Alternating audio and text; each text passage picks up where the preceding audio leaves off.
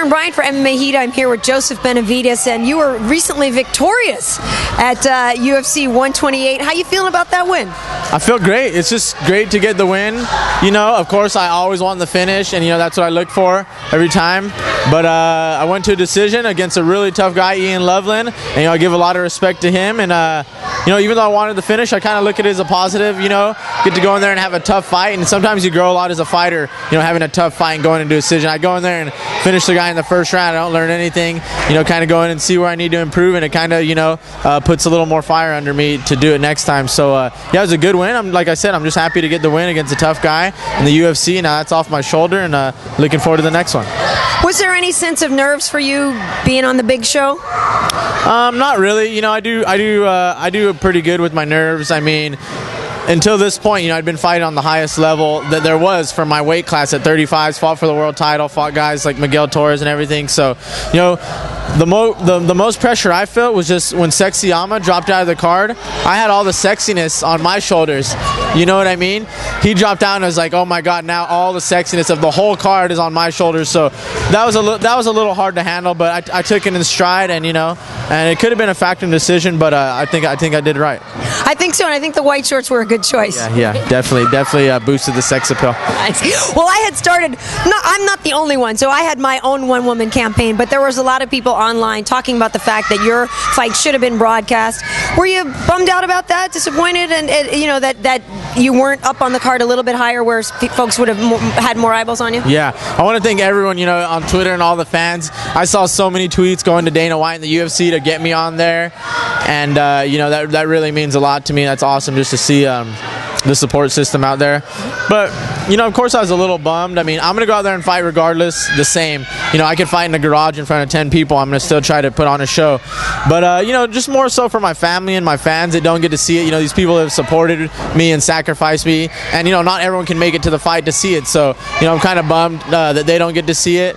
But, you know, I mean, I guess that's just how it is. And, you know, I'll work my way up at some point. And, you know, what can I do but just fight and keep putting on exciting fights. Do you and Urijah have fights lined up yet? Again, I mean, I know, you know, Urijah is definitely challenging again for the title when we get up there. Do you guys have ideas yet on who you're going to be fighting next?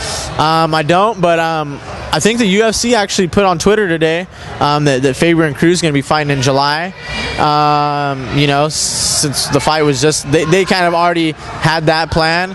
And with me, since it was just last week, you know, I'm just waiting. It usually take a few weeks, maybe a month to know. And then, but hopefully I'm fighting around the same time, July, June, August would be a little late. So July would be great.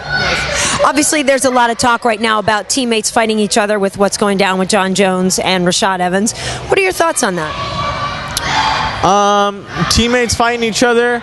I mean, I guess sometimes it has to happen if the guys are the top two in the world and they're going for a title. A lot don't want to. I mean, as far as Jones and Evans, I think Dana said it from the get-go. How great of friends can these guys be? You know, they've known each other for a few months. He said that. They kind of agreed to fight, and then you kind of saw just how good of friends they were right away as they start talking about each other and, you know, have no problems fighting each other and almost talking trash about each other, you know, when just a few weeks ago they were friends. So that kind of shows that. You know, my outlet on it, you know, all my guys are like brothers. The only one really in my weight class is Faber, which people ask a lot, and I have no desire to fight him. Fighting's fun for me, and, you know, of course I do it for a job. It's my living, but, you know, it's fun, and, you know, fighting Faber and doing that is just not fun for me, and, you know, that wouldn't be fun.